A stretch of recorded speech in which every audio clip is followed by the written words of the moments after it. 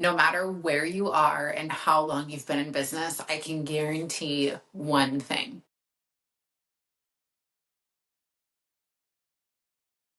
I know that you are your own business. I know that you are your own biggest obstacle. And I know this because I am always my own biggest obstacle, and my clients are also their own biggest obstacles. As people, it's easier to look outside of us. It's always harder to look within us. And when it comes to our businesses, it gives us so many opportunities to blame the way things look or feel on outside factors. It's harder to look at what our role in those things that we are not enjoying or don't feel good or that we feel like aren't working. It's harder to look at what our role in those things is. And so today is about tough love. Today is a call to action. Today is for the mothers and for the leaders who know that they are meant for more, as cliche as that saying is. It's cliche because it's true and we feel it in ourselves. For the mothers and entrepreneurs who are recognizing that, hey, I'm in this space where I have these ideas and this ambition, but I am bogged down. I'm bogged down either by my calendar, by my mind, by my responsibilities, by constantly firefighting and problem solving and decision making, or a combination of all of these things. I want to teach you today what it takes to actually get out of your own way. Because at the end of the day, we don't want to be the thing that is stopping us from getting where we want to go and becoming who we're meant to be. If I told you that after today, you would no longer be your own obstacle. If I told you that after today, the things that you say you want would actually come true simply by you committing to being different and taking accountability, would you believe me? You might be hesitant, but this is what I know to be true from my history, from my experience. And I'm going to share with you what it's taken for me to build what I have and what it's going to take for you. And as I frequently say, I'm here to call you out so that I can call you up. One of the things that is different is that you won't find a lot of fluff around what I do or how I speak, whether that's you listening here or in a one-to-one conversation with me. There is not a lot of variance or a lack of depth. I don't have time or the patient. I don't have time or the patience or don't care to make time for surface level thoughts or conversations that are not productive to where you want to go. So today I'm going to give you a dose of tough love, and I'm going to give you that because we all need it. And I'm going to give you that in a way that is not just going to shape the way that you think, but also change the way that you move in the world. So one of the most powerful moments of my life, the moment in which everything shifted, the moment that truly is responsible for everything that I have, the moment that is truly responsible for everything that I am and everything that I have, was the moment that I took ownership, personal responsibility, and accountability for my life and the position I was in. You may have heard this story before, or maybe you haven't, but even if you've heard it before, it's important that you hear it again. Because in 2010, I woke up inside the medical unit of Sarasota County Jail. I woke up in the medical unit because I was arrested and let them know that I was going to end my life. And that is how I truly felt in that moment. I woke up there and it was my second DUI, and I had also gotten a felony drug charge. This is a time period in my life where I was making choices from a place of a deficit. I was making choices from a place of not feeling or being enough. I was making choices to numb, to cope, to find anything and everything, any way that I could to not feel what my life truly had become. And so day after day, I continued to make choices that continued to dig this hole in a deeper way. I continued to numb. I continued to avoid. I continued to tell myself that things would be different. And so many women business owners do this. We recognize that we don't like the way that we're living. We don't like the way that we're running our businesses. It doesn't feel good. We feel like guilty. We feel guilty about the time that we're taking away from our families. We feel tired because we're not sleeping enough. We feel bad in our bodies because we're not taking care of them. And we recognize these things, but instead of facing them head on because that feels scary and big, instead we avoid, we cope, and we numb.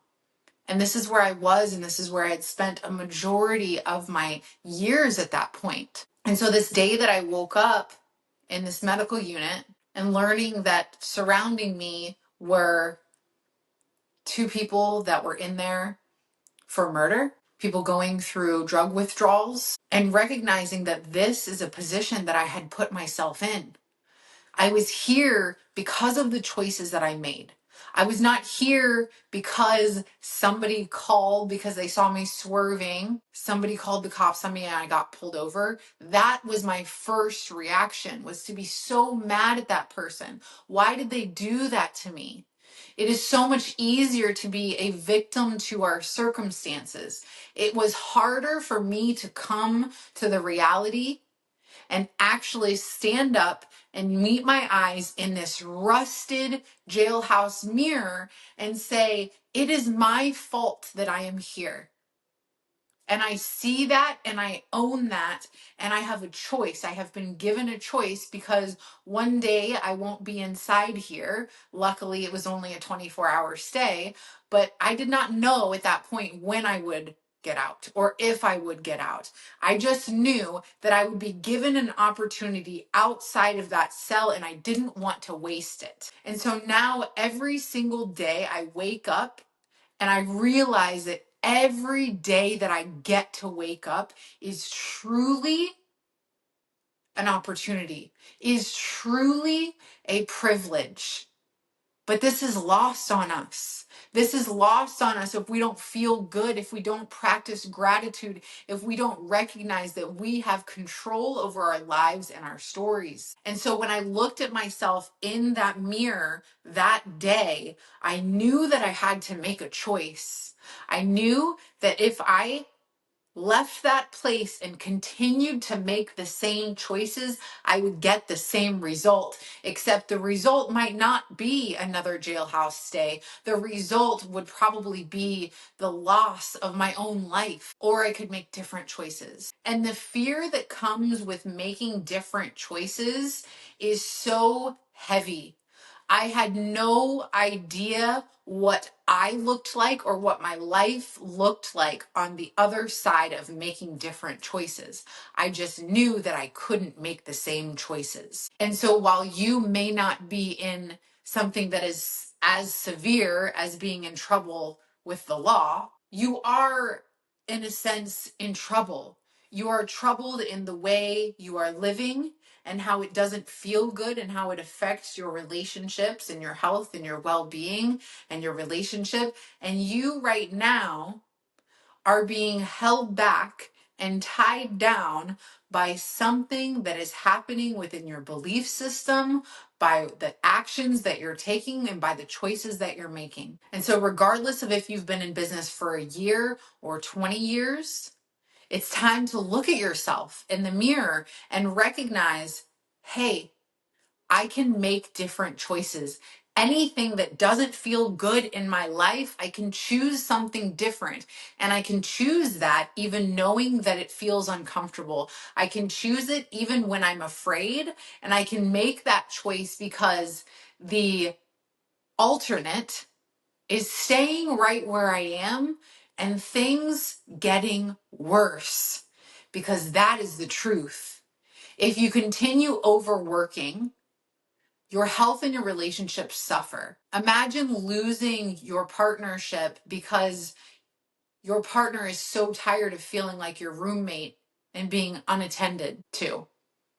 Imagine watching your kids grow up and not actually watching them grow up. Imagine years from now looking back. Will it all be worth it? Will the millions that you have made be and feel worth it if while you were making those millions, you ignored everything outside of your business? This is not the way that it's meant to be. The lie is that it's temporary.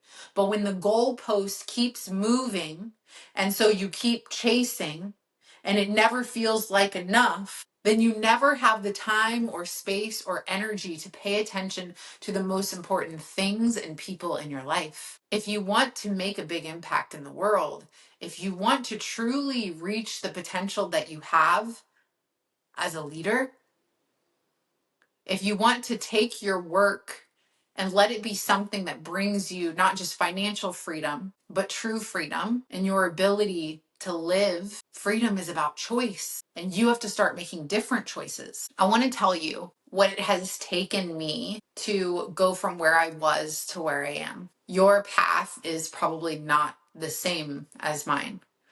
Many of my clients are high achievers. They got great grades. They're A students. They're ambitious. They're driven. They go above and beyond. They're people pleasers. They have their eyes set on achieving, but it looks different. And it looks different because their struggles are primarily internal. They start to affect the external things. But while I was openly struggling and numbing that, struggle is still struggle. And so I want to tell you what it has taken me to build a life and a business that truly fulfills me. That when I wake up, I have no anxiety around anything in my business, that I sleep soundly without guilt, that I've been able to build financial freedom that allows us to truly live and make choices that we would not have otherwise. There's 4 things that have been pivotal in my change, in my development, and in my continued growth. The first thing is mentors. When people ask me, how did you do this? How have you been an entrepreneur since 2012? Like, how have you sustained? How have you built different businesses? How do you balance all the things? The answer is simple. I ask for help. I go to people who have done it, who are doing it. I identify what the problem is, what the solutions that I'm looking for, and I find somebody to help me. I always tell my clients, whenever something comes up, the first part of change is identification. It's awareness. It's the what. And leadership and changing the way you operate. Your second step from that always needs to be, now that I've identified the what, I now need to identify the who.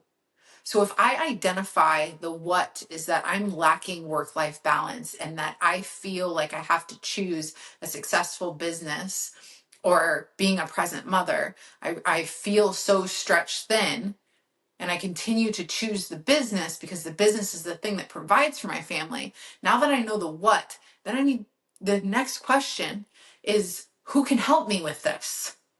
If you have an idea in your business, instead of taking it on yourself to plan and implement everything, who can help me with this? So you go from what to who, because asking who not only allows it to happen faster, but it allows you to learn, it allows you to grow. One of my favorite things is when my clients tell me that they are better as leaders and as mothers, and they speak differently and they lead differently.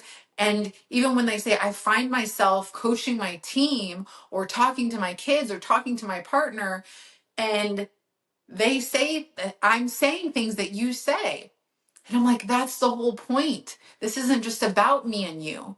This is about the ripple effect. I expect you to grow and evolve and learn so that you can spread this far and wide. Having people to show me the way, having people to answer my questions so I wasn't spinning, having people that I trusted that I could learn from. Every step of every change, every step of every breakthrough, every step of every part of my growth, even the mentors that I hired that I would consider bad investments were still good investments because I learned something about myself. I learned ways that I did not want to treat people. I learned things about providing a client experience and the standard that I want to set in my own business.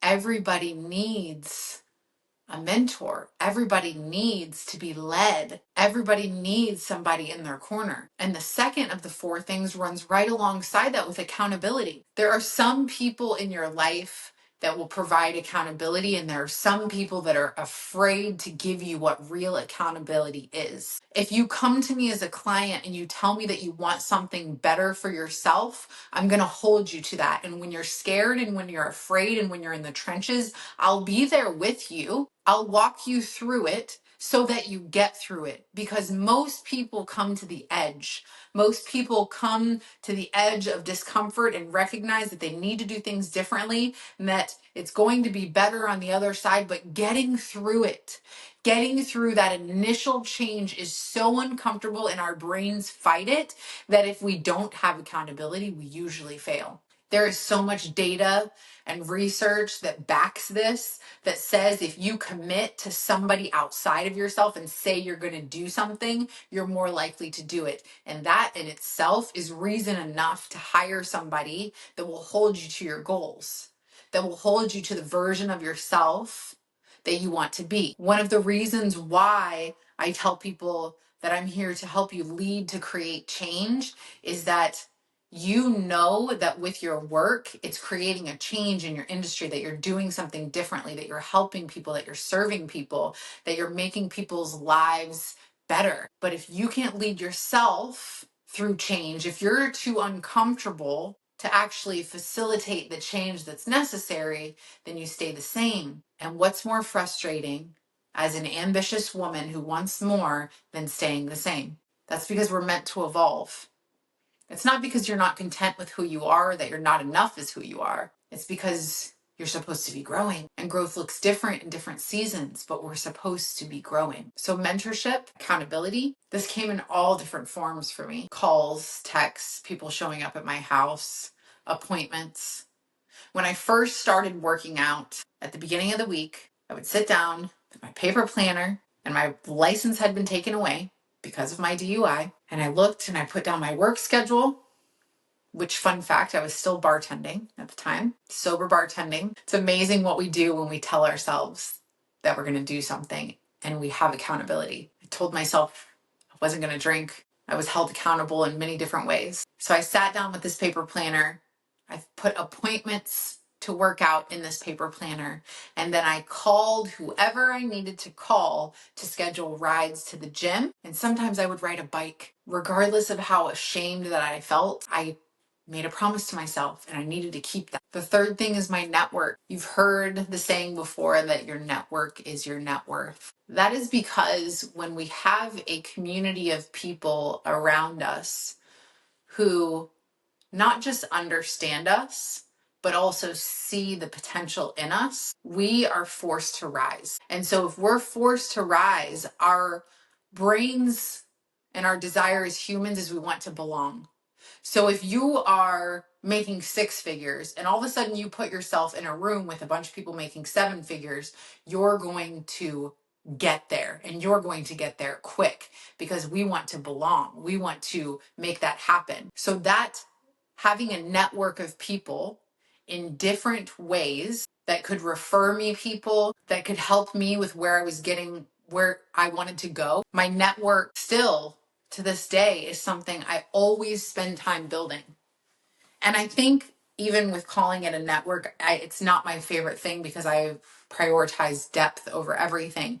But your relationships, right? Your relationships, people who refer me people are people that I have sat down and had conversations with, and whether they're a former client, a current client, or not a client at all, but they clearly know who I am and what I do and how I do it and how much I care. Having people outside of you, having a community who understands you and sees your potential and wants to help you get there. You will go further when you don't try to go alone. And the last thing that I've had on a consistent basis to be able to create what I have created is direction and guidance. When I first started working out, I had no idea what I was doing. I had never been consistent in the gym.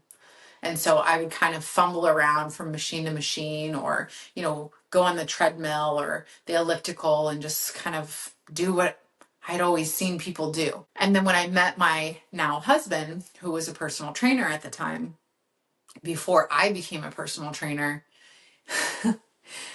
he taught me how to power lift. And this fire lit in me to be able to hit new numbers and build my body and build my strength and build my mental resilience. And I was addicted to this, right? I was addicted to this feeling of strength and power, right? They call it powerlifting for a reason. And I could not have gone on to compete on a national level without direction from him, without programming from him, without knowing and learning about how to do these movements and how to get stronger at these movements. One of my biggest regrets is that I didn't hire my first business coach until I had had businesses for 8 years. I could only imagine how many people I would have impacted or what I would have learned. And while I can't take that back, what I can do is I can take that lesson and offer that to you here for you to not do the same thing. Having direction and having guidance, being able to go to somebody and learn how to do the thing that you want to do, it's a fast track. I'm constantly reading and learning and asking questions. And that's one of the biggest reasons why I think it's so important in the way that I coach and work with women to give straightforward guidance. If you've listened here long enough, you know that I'm always going to talk about your mind.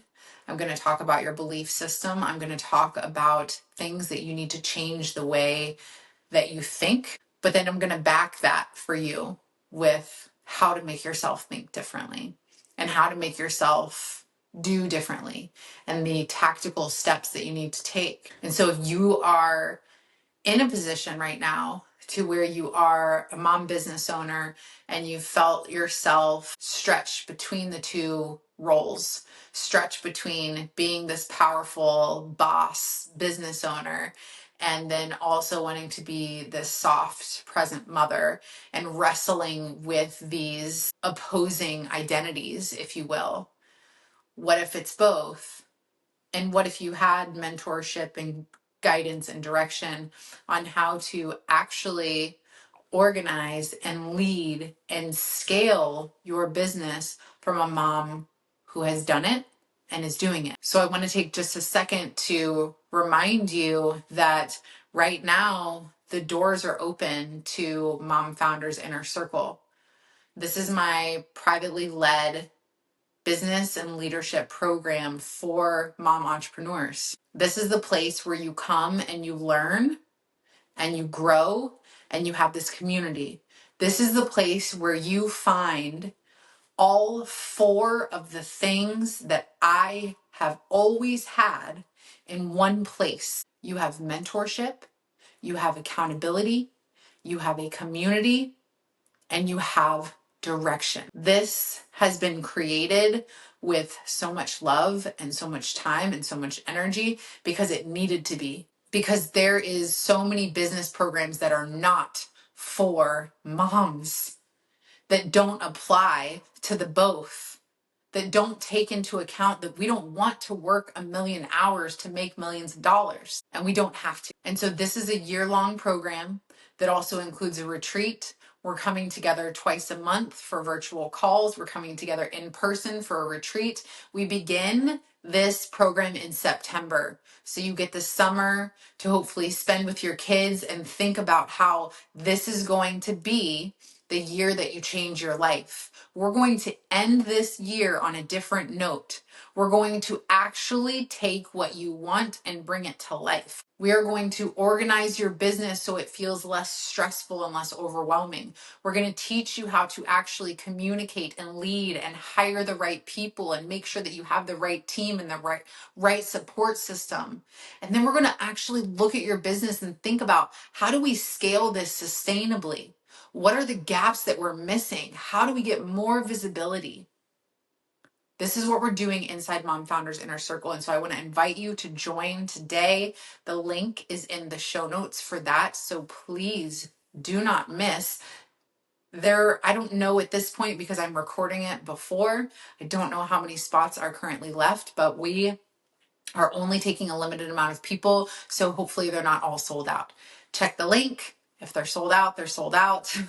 That's the end of that. But please check the link. Do not be the person that holds yourself back continuously. So speaking about holding ourselves back, these are the ways that successful women are holding themselves back. And I want to give you some of the ways that successful women are holding themselves back, and then also tell you what we can do about it, right? So many women are so stuck in what they believe success looks like, specifically their role in building success and sustaining success. We get stuck in wearing chaos and busyness as this badge of honor. The 24/7 hustle, grind, entrepreneur identity becomes something that we adapt, and we forget to question it. So if we're going to build a new belief, right? So if your belief right now is, I've built something successful and I've built that with stress. I've built something successful and I've built that with a lot of hours and a lot of overwhelm. I've built something successful and that has required me to take a step back from seeing my family as much, or a combination of these things. And the new belief that we want to adapt is, my business doesn't take away from my family. I am a present mother and a phenomenal leader. I am impacting millions, making millions, and spending millions of hours with my family. These are the new beliefs that we want to adapt. And in order to believe our new beliefs, as much as people would love to just say affirmations all day and hope they become true, we need new data. Because right now, you believe what you believe because data supports that. Maybe you've built to 6 figures, multiple 6 figures, 7 figures, and you've done that because you've worked your ass off and you've worked all day long and, not skipped lunch and missed dinner with your family and worked until midnight or 1 a.m. And so right now you have the data to support, well, what you have built is from that. So now we need new data. Okay. So in order for us to get new data, we have to go into the level of uncertainty and discomfort that we often avoid. And this is the edge that I was telling you that most people go to. We realize we want change. We're like, you know what? I'm sick of this, or I really want this. Okay, I'm going to make this powerful decision. I'm going to do this thing. And then we get to the edge and then we waver.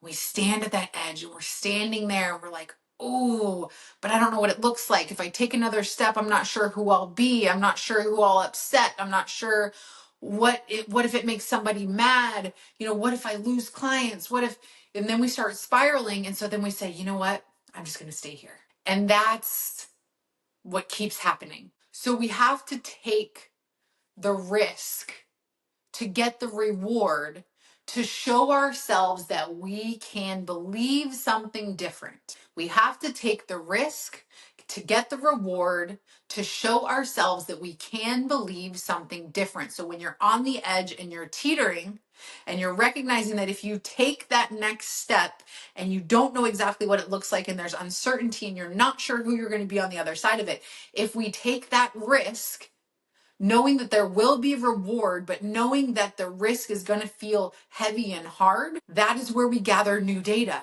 And it comes in bits and pieces. It comes when you pull back on your hours and raise your prices and end up having your best month ever and working less. This always happens with clients. And they're like, I can't believe this happened. And I'm like, yes, but you trusted me. And you did the things that I told you to do, even though it was uncomfortable. And now you have new data because you did it. So you have to give yourself the opportunity to show yourself that it's possible. Another way that successful women hold themselves back is the fear of failing. Because the way that you have built what you have right now has worked previously for the way that you measure growth. Let me repeat that again. So the way that you have built what you have now has worked previously for the way and within the metrics that you are using to define growth. For business, it is usually money. So if you are profitable, if you are wealthy, if you are rich, if you are stacking money in your bank accounts, in your savings, and hopefully in your investments, then your brain is saying, well, your business is successful, because that's how we are defining growth and success. Here's your option. You get to, at any moment in time, redefine these words and what we believe about these words. So an example of this is I always tell clients that growth has different seasons. And so when we think about what is necessary for growth, we have to have the capacity to be able to hold the next level of growth that we want. So let's say that we want to scale income. So to scale income, that usually means that we're going to have to handle some sort of higher capacity of people. So what do we need, or what do we have in place to actually handle those people and give them a good service? If we don't have that in place, we can't do that. So we can't follow through. So it doesn't match. And that's why a lot of people get stuck, is they want the bigger and the better, but they're not willing to do the behind the scenes work that sets the stage for that. Which is why even in Mom Founders Circle, the Mom Founders method is 3 phases. It's organize, lead, and then scale. So if we're so focused on scaling and going bigger, which a lot of businesses do, and you see this external growth, right? Of like more money, more money, more money, more money. Awesome.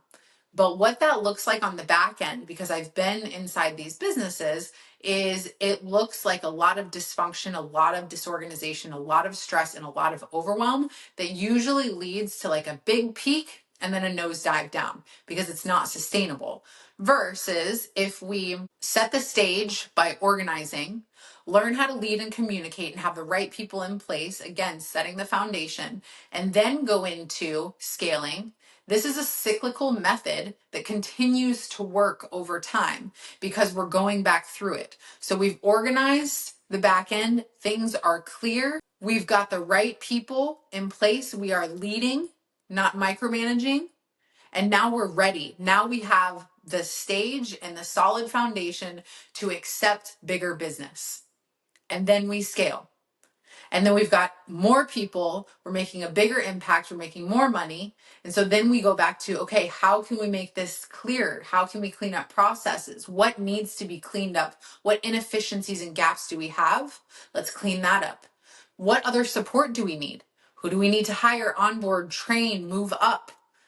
Then we're in our leadership. Okay, cool. Our foundation is solid again. Let's scale bigger. Do you guys see? This is the method, and this is the method that's being taught in Mom Founders Inner Circle. So we have to be able to redefine growth, because in the seasons of looking at your inefficiencies and your gaps and your systems and your processes and the way that you organize your life and your business and your time and your schedule and your calendar, these are not things that people from the outside, these are not things that we're like, oh my gosh, guys, I cut 5 minutes off my workday today. These are not things that we are validating as enough. And so we just get so hyper focused on the things that everybody else thinks is growth.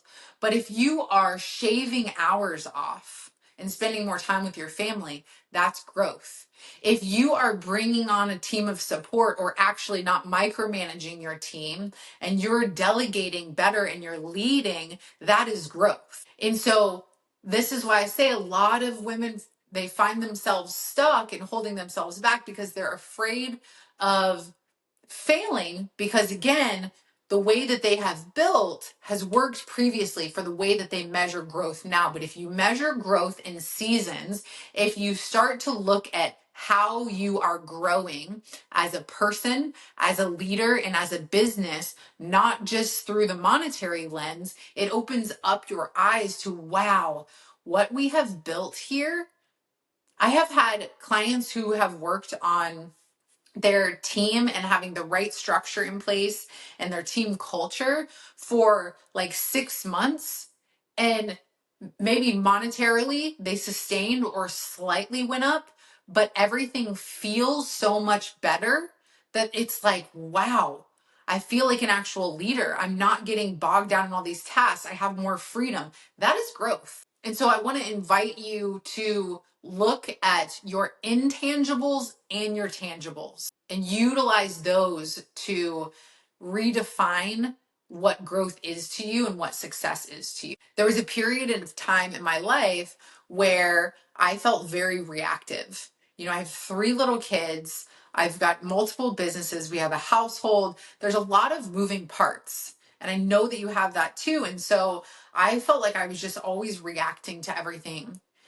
And the more work that I did on myself, my own development, and my emotional regulation, and making sure that my energetic capacity is paid attention to in my work, the more that I did work on these things, the more that I realized I was becoming more of a responsive person. There was a sense of peace. There was this availability that I had emotionally to be able to have things happen that maybe previously would have knocked me down or like really wrecked me or like sent me into a thought spiral, that I was able to just observe and process and move through. And that in itself, like, that's not something that people are like highlighting, right? When it comes to business, they're like, oh my gosh, like, I'm finally emotionally regulated. But honestly, as somebody who I believe that I am very successful, I believe that one of my biggest measurements of success is being able to regulate my emotions, is being able to live a life where I'm not anxious and stressed and overwhelmed all the time. That to me feels like success. And one of the last ways that I see a lot of successful women holding themselves back is being hyper independent. And this comes from a very deep knowing and understanding. If you remember earlier, I said that I waited 8 years until I asked for help with my business. And it's one of my biggest regrets. And the term self-made is something that is glorified.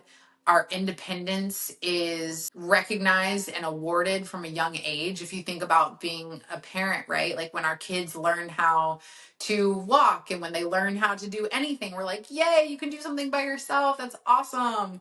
And while we need to encourage independence, and it's very important, and I honestly attribute a lot of my success to being independent, it's a very double-edged sword, because the concept of self-made, first of all, is totally fucking cringe and is not true, because you came out of somebody's vagina, so you didn't make yourself. Let's just get that out in the open. Secondly, like, everybody has help. It doesn't matter what kind of help that is, but like somebody even in passing told you something that helped you. You read a book, you know, even if you've never had a mentor, you've never had guidance, or you didn't accept capital from somebody else or whatever, you had people that helped you. You had people that watched your kids while you did it. So I don't like the term self-made, and I don't like that our hyper independence is something that we tote so proudly, right? And I say this obviously with emotion, because I made this mistake of like, oh, I can do this all by myself. And that's from me being adultified from a young age and me having to be an adult as a child, right? And so there is so much help. I mean, this podcast is help. It's free. I release a podcast every week. I release a blog every week. There is numerous free resources. I have a free Facebook group. Like, there is so much that we have access to, which also can be a problem that I won't go into. But all of that being said, you don't have to do it by yourself. And being hyper independent is going to stop you and cap your potential, because there is only so much that we know, because we have our own personal biases, we have our own personal experience. And so if we are not tapping into other resources, we're not truly learning and we're not truly growing. And so you're going to go further and you're going to make a greater impact when you have clarity, when you have guidance, and when you have a community and a network of people. So you don't want to get stuck in this tunnel of being so in your business that you don't see all the possibility. That's one of my favorite things, is when my clients just light up when I'm like, well, hey, like, there's this whole like lane that's open for you over here. And they're like, oh my gosh, I didn't even know that was a thing, or I didn't even know that could be a thing for my industry, or to where it's just like, we're so in our businesses that we don't see the potential. Right? And so this is just another reason why, if you're a mom running a business and you know that you need guidance and support to not just scale, but truly have a sustainable business, I really want you to take the time today to look at Mom Founders Inner Circle and make sure that you get a spot there. So we will put the link in the show notes for that. But one of the best ways to get out of your own way is to have accountability. So we've talked about all the ways that I was able to build what I have built.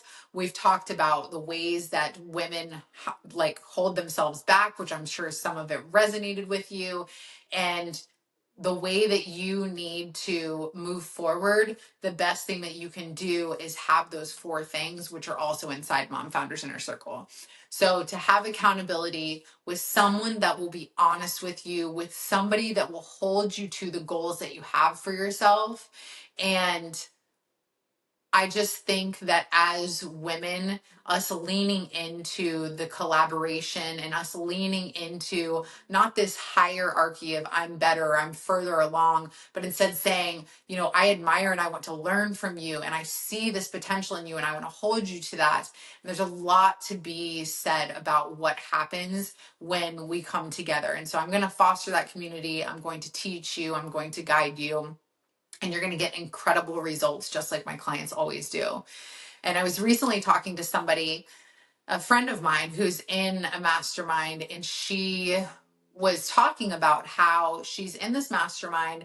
And one of the things that she's frustrated with is that, and why she feels like she hasn't grown from this mastermind, is she isn't being challenged.